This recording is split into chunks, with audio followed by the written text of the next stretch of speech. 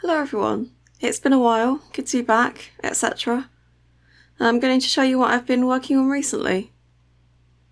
Here we are at the old Louvre. I want you to take in these less than wonderful surroundings. And also the room next door. We're going to have to reinstate the giant cookie soon.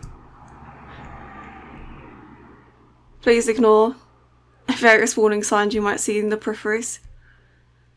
And also this one, basically the same thing. Slightly different layout, and a missing portal. Alright, let's head over to the new place.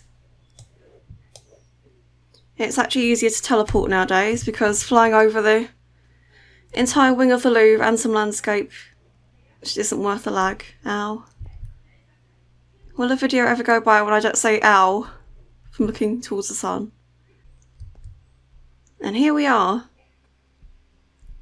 As you can see, the floor is a bit less glaringly bright. The floor's actually made of the same thing as the walls are, but because it's got on... Okay, that's... Oh.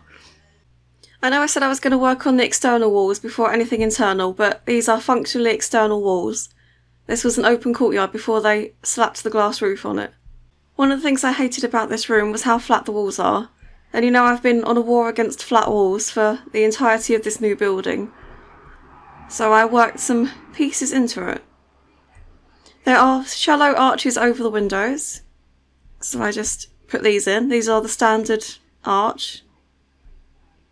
Window unit arch. They fit quite well because of the size of this thing. This thing's actually slightly bigger than the one in the old Louvre, if you can believe it, even though it doesn't look like it. I think it's slightly bigger one way and slightly shorter the other way, so it ends up being a bit more square. But it looks around the same size. I've also been paying more attention to where the doors are around this room that don't really go to anywhere important. So there's doors on these sides, there's doors over here. One of these two goes to the temporary gallery. I haven't worked out which yet. I'm going to guess it's probably this one. Although who knows. I have to examine further with that. These join up into this basement. There's a massive staircase here. Another one of those big three-tiered ones. And it goes from the upper floors to this door here, and then to the lower areas down here. I've never built that before, so that's going to be fun trying to work out how that functions. I've also noticed that in a lot of these walls there's tiny vent gaps going along. I don't know what they are, but I'm going to assume they're the air conditioning for this place. There are some in the floors as well, but I've ignored those because they're very small and not that important.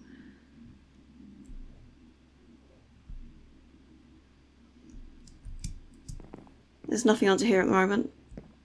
Empty space, along with security measures for staff places. It's always good to get a good view of what's going on when you can just peer through the walls. It was actually a nightmare trying to work out how to do these things, because this unit here I was happy with. It looked quite simple but still quite nice. This one has the little indents below the windows. It also goes down a bit further, but I wanted to keep the stairs involved at the same level as the rest of it. And also work in these things under here. That's all good. I tried to do the same over here, not happening. Not only is the window unit a bit more shallow, but it also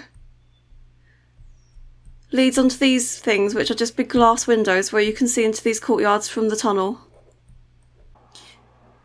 Funnily enough, putting all that faff around the side of the opening just completely destroys the view from in here, so I decided to go a lot more minimal. I think this place is looking good. Along the tops here I put in our new unit that we discovered. It is a nice break from the normal stairs and stuff. This gave me nostalgia because in the very first Louvre we had a balcony going across here that looked out over this room below. And I'll brick this up eventually, but standing here gave me feelings. The next courtyard is still in progress, but I've got all the floors and walls and balconies in place. So for this place, the steps are going to be the same. Finish putting the walls in. Work out where the doors go. Add in all the detailing around the bases of the windows. Eventually vents. I assume they're in a similar place to the rest of it. I put the portal back and it's been annoying me. You think when you make an interspatial terrain eating portal that it would eat the terrain equally, but nope, it's just done this mess. So that'll have to be fixed. The thing I'm going to do today, because I've been looking forward to it, is dig through here back towards the Napoleon Hall. That's it over there now.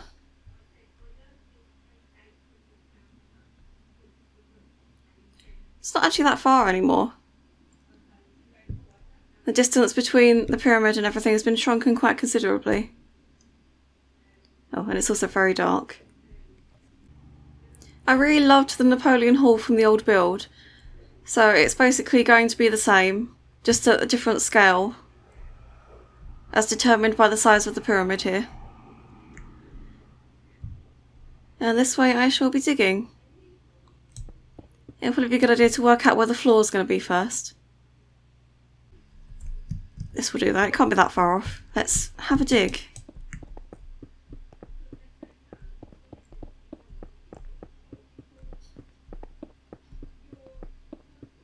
I'm fully expecting to break into some unforeseen horror that I'd not expected to find here. Oh, okay then. This is nice.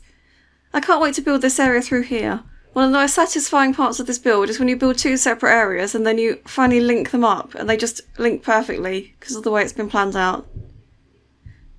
It's so good.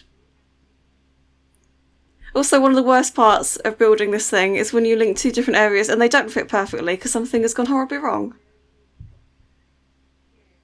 But I have high hopes. This can't be that complicated. It's just a corridor.